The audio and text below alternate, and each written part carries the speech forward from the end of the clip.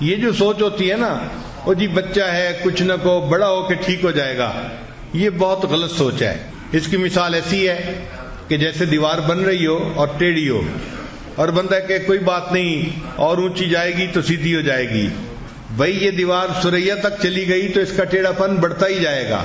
اسی طرح بچے کا بھی معاملہ ہے کہ اگر شروع سے ٹیڑھا پن آ گیا تو ٹیڑھا پن بڑھتا جائے گا، تو بچے کو بچپن میں ہی اس کی تلقین کرنی چاہیے۔ اکثر بچے جو بگڑتے ہیں اس کی بنیاد یا تو ماں باپ کے درمیان ڈائلاگ ہوتے رہتے ہیں، ہر وقت آرگومنٹس ہوتے رہتے ہیں، ایک دوسرے کے ساتھ تکرار ہوتی رہتی ہے، یا ایک دوسرے کے ساتھ موڈ بنے رہتے ہیں، بات نہیں کرتے سیدھے منہ، جس کے اثرات بچے پہ پڑ رہے ہوتے ہیں۔ عجیب بات ہے کہ غلطی ماں باپ کی ہوتی ہے اور اثرات چھوٹے بچوں کے اوپر پڑ رہے ہوتے ہیں۔ بچے تب نیک بنتے ہیں، ادب سیکھتے ہیں، جب ماں باپ دونوں آپس میں الفت و محبت کی زندگی گزارتے ہیں۔